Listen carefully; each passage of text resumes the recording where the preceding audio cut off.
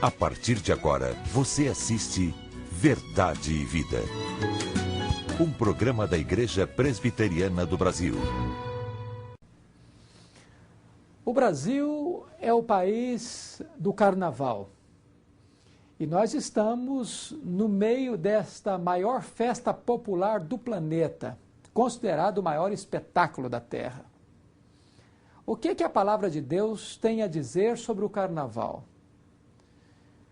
O que é que a palavra de Deus tem a falar para o seu coração em relação ao carnaval? O programa de hoje vai tratar deste assunto.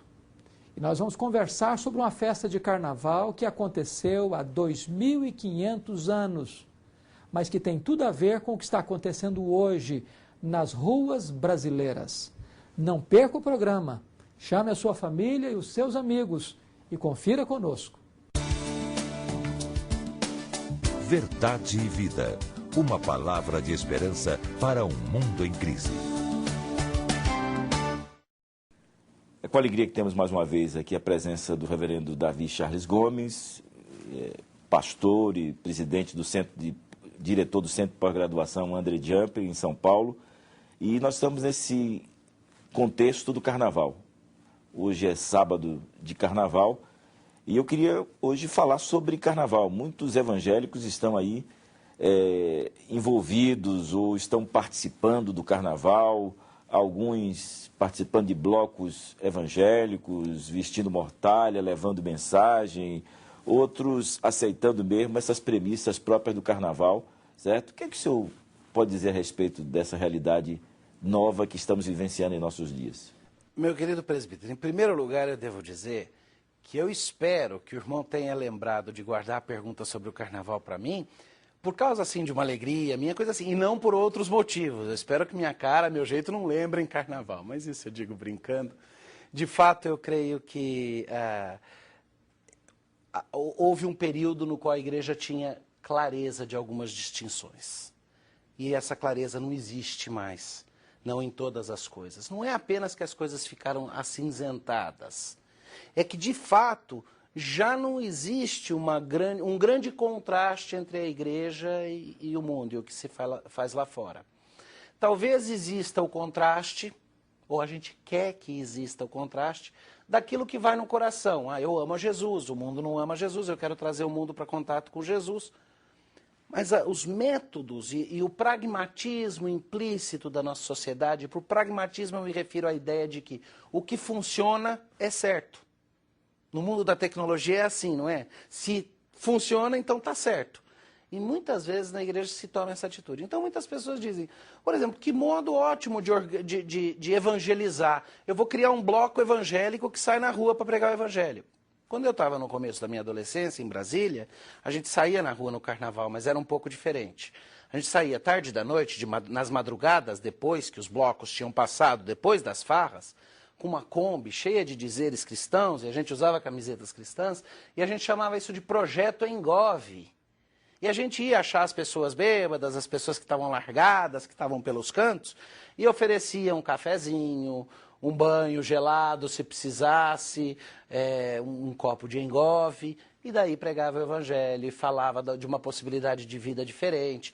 A gente tinha os truques, né? Tá vendo essa bebedeira sua agora só está te dando dor de cabeça, mas se fosse Jesus não teria ressaca. Só que a ideia era outra, era fazer outra coisa, contrastante com o mundo.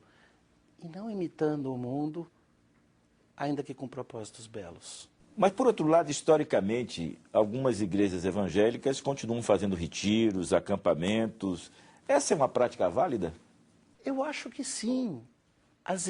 A única crítica que eu vejo aos retiros é isso aliena a igreja, tira a igreja fora, exatamente na época que devia estar lá participando. É verdade, se for para fazer um projeto Engove, se for para abrir a igreja, botar uma placa enorme dizendo, bebeu demais no carnaval, fez farra demais, entre aqui que nós vamos limpar você. E depois prega o evangelho para eles. Se fosse para a igreja estar engajada, eu diria, não faz retiro, fica e trabalha. Mas ela não vai estar engajada, ela vai ficar em casa para assistir o desfile na TV, porque não pode assistir na rua. Então vai para o retiro. Não é isso que vai alienar, não é sair para um retiro que vai alienar. Então eu acho que a alternativa, eu acho que essa crítica não procede Mas eu vou concluindo assim a nossa entrevista. Eu sou baiano, todos vocês sabem, e lá em Salvador é muito comum ter novos evangélicos, o que eu chamo assim neo-evangélicos, artistas de trio, artistas famosos, que sobem no trio e depois eles dizem que são evangélicos. Como é que, encerrando essa nossa entrevista, como é que o senhor vê essa nova realidade desses novos evangélicos, que muitas vezes continuam com suas mesmas práticas, mas se dizem evangélicos? 40, quase 50 anos atrás, numa pregação do Billy Graham, no começo do ministério fervoroso dele, se converteu um gangster famosíssimo americano. E esse gangster foi lá para frente, andou, como dizem os americanos, o caminho de pó de serra, entregou a sua vida para Jesus na conferência do Billy Graham e não mudou de vida, não deixou de ser gangster. E passado um tempo, ele foi entrevistado e os repórteres diziam: mas você se converteu numa conferência do Billy Graham, isso foi alardeado o mundo afora e você continua sendo gangster. E ele disse: não tem cantores que se convertem e continuam sendo cantores? Quem é dona de casa e se converte e não continua sendo dona de casa? Agora eu sou um gangster cristão. E é lógico que naquela época todo mundo percebeu que isso era ridículo. Então, em vez de especificamente dizer quem virou crente não pode subir num trio elétrico, um músico cristão tem que abandonar a música secular, não é isso que eu quero dizer. Mas é uma mudança tão completa quanto a entrega de uma vida para Jesus. Não deveria reorganizar completamente, desde as prioridades do pudor, deveria reorganizar os valores da vida, deveria modificar até o senso estético. A fé deveria, de fato, influenciar o todo. E aí eu creio que não veríamos essas conversões, que eu nunca ousaria dizer que são de conveniência, mas que certamente não afetaram o conjunto do todo. Eu quero só fazer uma ressalva que existem, e conheço uma grande artista que foi de trio elétrico, que hoje se converteu mesmo e só canta realmente música evangélica. Eu não posso também generalizar, né? Mas eu quero só agradecer mais uma vez a sua presença. Obrigado. E você que está aí, prestes a ir para a avenida, ou seja lá onde for, pense duas vezes na mensagem que você ouviu e assim fique com Jesus. Vamos a essa mensagem musical e voltamos com a mensagem da Palavra de Deus, que ainda tratará desse assunto nesta manhã.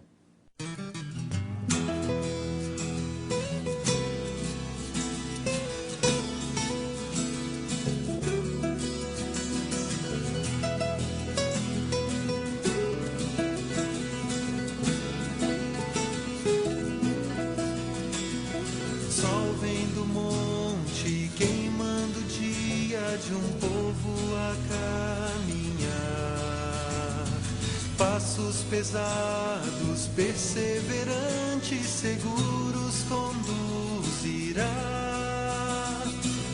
Traz na mente o sofrimento da rude escravidão.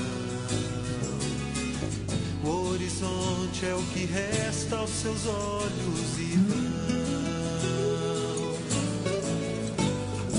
Homem escolhido por Deus ungido, fiel, forte a comandar.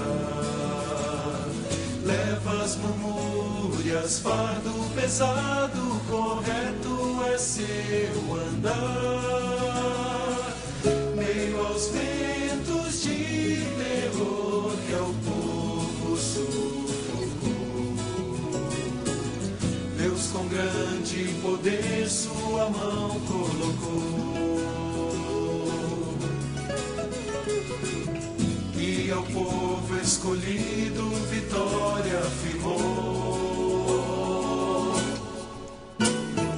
Leva seu povo adiante, Deus os conduz em paz, rumo à terra que prometeu, onde a vida. Leva seu povo adiante, com terno amor, na jornada seguindo, sob as asas do protetor.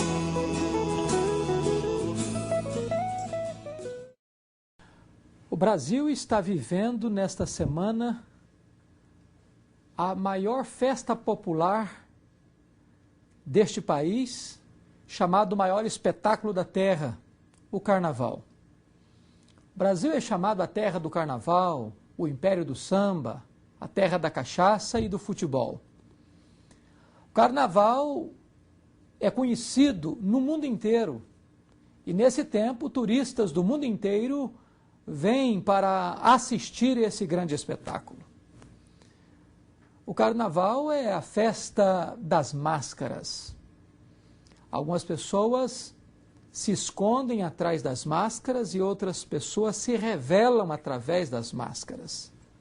Muitas pessoas que viveram enrustidas o ano inteiro, tendo medo de se apresentar como de fato são, aproveitam esse momento para exporem aquilo que verdadeiramente são.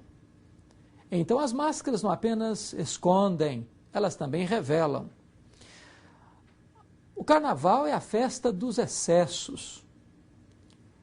Excesso de bebida, excesso de exposição do corpo à sensualidade, excesso de imoralidade, porque há um índice altíssimo de infidelidade, de promiscuidade, de transmissão de doenças venéreas, de AIDS e coisas semelhantes.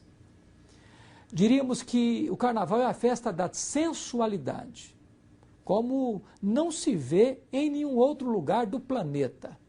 Mais ainda, eu diria que o Carnaval é a festa do vazio, porque pessoas há que buscam o ano inteiro chegar a essa época para irem para as ruas, para cantar, para pular, para dançar, para beber.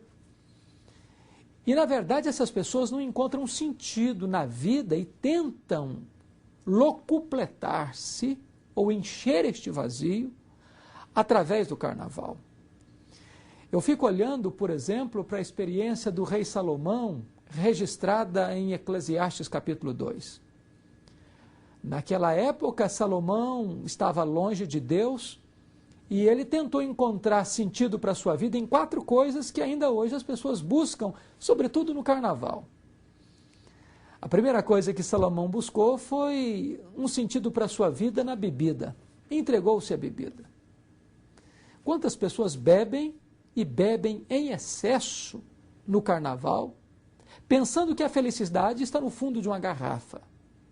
E esgotam essa bebida e chegam no fundo da garrafa e encontram aí o vazio, o tédio, a solidão, o desespero.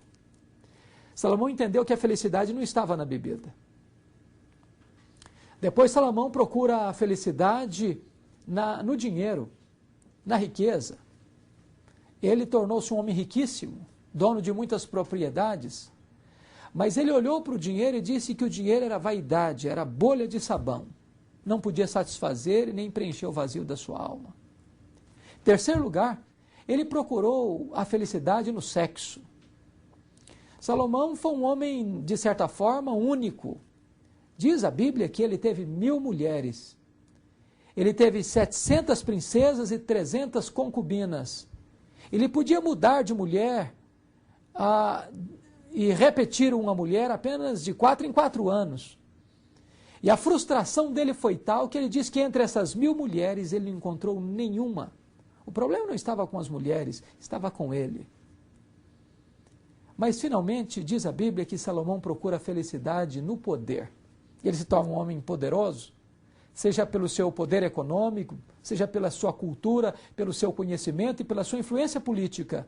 Mas tudo isso para ele não passou de vaidade, de bolha de sabão. Quantas pessoas que no Carnaval também procuram a felicidade na bebida, no dinheiro, no sexo, na fama. Mas quando passa esta festa, vem a quarta-feira de cinzas e as pessoas se cobrem de tristeza, de solidão, de desespero e de angústia. Hoje eu quero conversar um pouco com você sobre uma festa de Carnaval. A Bíblia diz que foi uma festa da morte, e eu chamaria de o Carnaval da Morte. Esta festa está registrada no livro de Daniel, capítulo 5. O rei Belsazar, filho de Nabucodonosor, deu uma festa. E ele convidou 1000 pessoas da alta sociedade e deu um grande banquete. E ele regou este banquete com muita bebida. E aqui eu vou encontrar alguns aspectos dessa festa que se assemelham ao carnaval brasileiro. Primeiro, esta foi a festa da embriaguez. Diz o texto que eles beberam e beberam muito. Não só beberam, mas se embriagaram. Que coisa triste é perceber a realidade brasileira nesse tempo do carnaval, que muitas vezes é patrocinado com o dinheiro dos nossos impostos, onde se devota grandes somas de dinheiro, se destina grandes somas de dinheiro para as pessoas se embriagarem, para famílias serem destruídas, para jovens se drogarem, para famílias se desintegrarem. E em nome da festa, em nome da alegria, quantas vidas se arruinam no poço da bebedeira desregrada. Aquela festa de Belsazar foi a festa da embriaguez. Mas em segundo lugar, aquela foi a festa da zombaria. Porque diz o texto que Belsazar mandou trazer os vasos do templo de Jerusalém que o seu pai Nabucodonosor tinha tirado lá do templo de Jerusalém. Eram vasos sagrados, destinados ao serviço de Deus, destinados ao culto. Mas ele, que não tinha temor de Deus, associa com a sua festa pagã e com a sua festa carnal vasos sagrados que deveriam ser usados tão somente no culto divino. E desta maneira ele zomba de Deus, ele zomba da casa de Deus, ele zomba do culto a Deus. E aquela festa foi a festa da zombaria. Quantas vezes, através de letras, através de práticas, através de atitudes, as pessoas também zombam do nome de Deus no carnaval. Zombam do nome de Deus, usando tantas vezes expressões que ofendem a santidade de Deus, que ofendem a obra de Deus e que desagradam ao coração de Deus. Mas em terceiro lugar, a festa de Belsazar foi a festa da idolatria. Porque diz o texto que eles começaram a dar glórias e honras e louvores aos deuses de ouro, de prata, de madeira e de pedra, aos ídolos. É muito interessante que a embriaguez e a sensualidade está profundamente associada com a idolatria. E o carnaval brasileiro está vazado, permeado, invadido e tragado também por este conceito da idolatria. O carnaval brasileiro também é uma festa de idolatria, onde as pessoas cultuam muitas vezes os ídolos, os fetiches, e cultuam o próprio corpo. E todo culto que não é prestado a Deus é uma idolatria e é uma abominação para o Senhor. Mas em quarto lugar, aquele carnaval foi a festa do pavor. Porque diz a Bíblia que enquanto eles estavam bebendo e usando os vasos sagrados para se alegrarem naquele bacanal, apareceu na parede uma mão escrevendo uma frase misteriosa. E enquanto aquela mão escrevia naquela parede, diz a Bíblia que o pânico, o medo e o terror tomou conta do rei Belsazar e de seus convivas. A festa da carne pode produzir uma noite de alegria, pode produzir um final de semana de muito festejo, mas depois vem a consciência pesada, depois vem a dor do coração, depois vem a culpa, depois vem o sofrimento, depois vem as consequências e as sequelas desta atitude. Eu tenho acompanhado dezenas, centenas de pessoas que vão para esta festa e que se entregam à sua devassidão, e que experimentam a liberdade sem fronteiras e sem limites, caindo nas malhas da licenciosidade. para perceberem depois que não há paz, que há um vazio maior, que há uma solidão assoladora. Mas, em quinto lugar, a festa de Belsazar foi o carnaval, a festa do engano. Porque quando surgiu aquela mão na parede, Belsazar mandou chamar os magos e os encantadores da Babilônia, dizendo o seguinte: quem interpretar esta frase misteriosa, essas palavras misteriosas, receberá vestes, receberá joias e será o terceiro no meu reino. Ele era um rei inconsequente. Ele estava festejando na noite da sua morte e na noite da queda do seu reino. Ele não podia fazer promessas porque não podia cumpri-las. Ele morreria naquela mesma noite. Ele estava falando aquilo que não podia fazer. Ele estava redondamente enganado. Quantas pessoas estão também banqueteando e festejando na beira do juízo, à porta de um encontro com Deus, mas não levam Deus a sério, não temem a Deus e fazem promessas que não podem cumprir. Em sexto lugar, aquela foi a festa da impotência humana, porque os magos vieram e não conseguiram interpretar aquelas palavras misteriosas. O homem tem limites. O homem não pode todas as coisas. Ele pode ter uma noite de festejo, ele pode ter uma noite de prazer, mas ele não pode discernir as coisas de Deus, ele não pode definir as coisas de Deus. Enquanto ele não se humilhar debaixo da poderosa mão de Deus, a sua vida ficará sem resposta, a sua vida estará entregue a um grande mistério que ele não pode decifrar. Mas ainda, em sétimo lugar, aquela foi a festa da ingratidão. É curioso que Daniel foi chamado àquela festa para interpretar aquela frase misteriosa. E Daniel, o profeta de Deus, disse para o rei: olha, rei, foi o próprio Deus quem pôs este reino da Babilônia nas mãos de teu pai. Você conhece a situação. Nabucodonosor, o seu pai, porque não se humilhou, foi comer pasto com os animais e com os bois. Tornou-se um bicho. Deus o humilhou. Ele se arrependeu. Deus devolveu o trono a ele. Você foi testemunha de todas essas coisas. E em vez de você se humilhar e dar glória ao nome de Deus, você está dando glórias aos ídolos. Isso é ingratidão da sua parte. Quantas pessoas zombam de Deus, escarnecem de Deus nessa festa do carnaval, mesmo sabendo que a vida é um dom de Deus, que Deus é quem nos dá a saúde, que Deus é quem nos dá o pão de cada dia, que Deus é quem nos dá o trabalho, e em vez de usarem a vida, a saúde, a força, os talentos para glorificar a Deus, usam todos esses recursos para blasfemarem de Deus, para se insurgirem contra Deus e para glorificarem a si mesmas e glorificar os seus desejos carnais e os seus desejos imediatos. Mas ainda, aquela festa foi a festa do juízo de Deus. Diz a Bíblia que Daniel interpreta aquela frase, Mene, Mene, Tekel, Ufarsim, dizendo para o rei, rei, o teu reino foi contado e tirado das tuas mãos. Você foi pesado na balança de Deus e achado em falta, e o teu reino será entregue nas mãos de uma outra pessoa, será entregue nas mãos de um outro reino. Naquela mesma noite, Dario estava mudando o curso do rio Eufrates. E naquela mesma noite, a cidade inexpugnável da Babilônia estava sendo tomada e saqueada.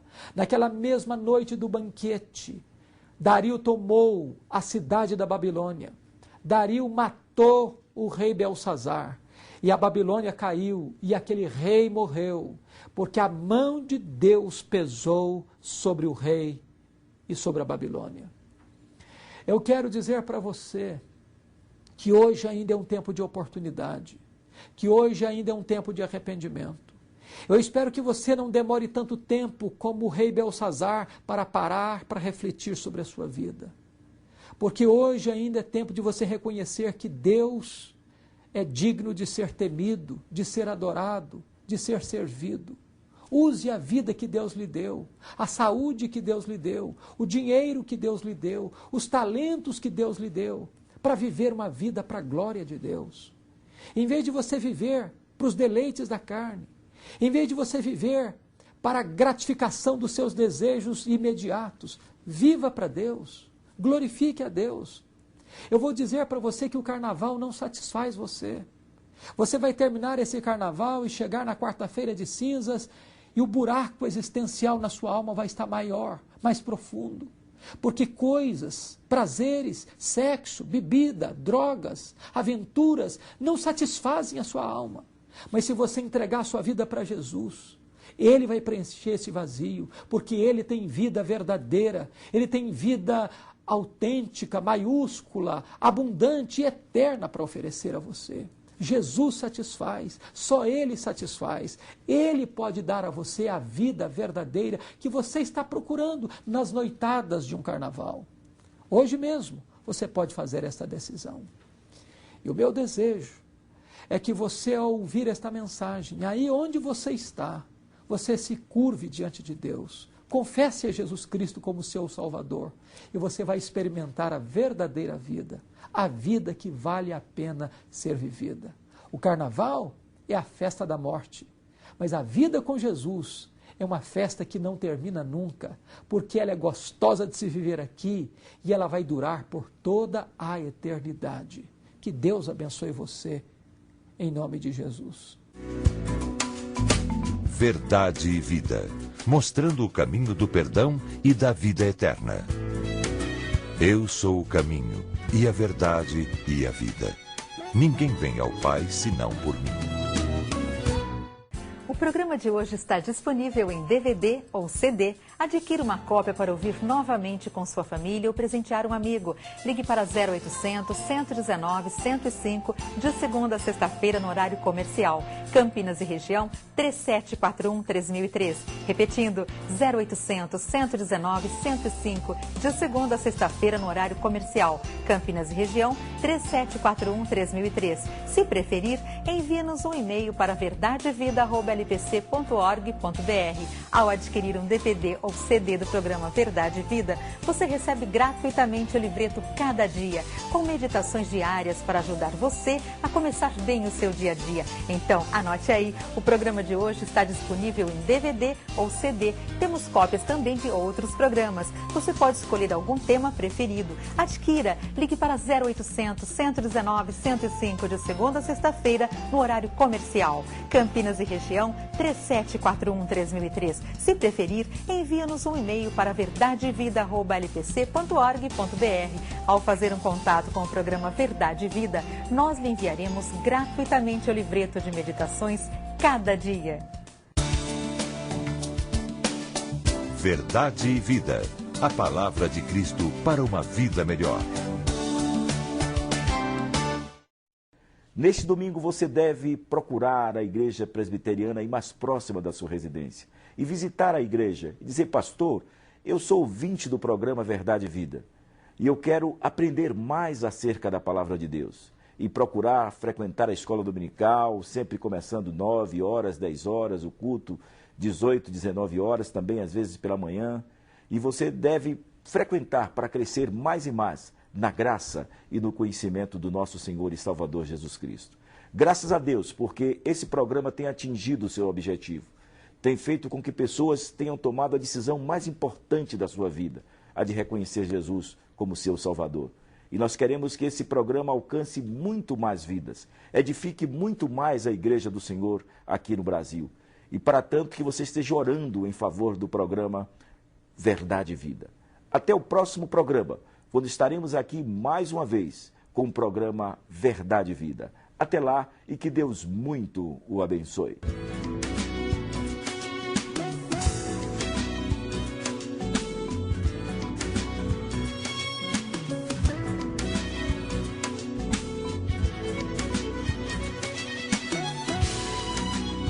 Verdade e Vida. Um programa da Igreja Presbiteriana do Brasil.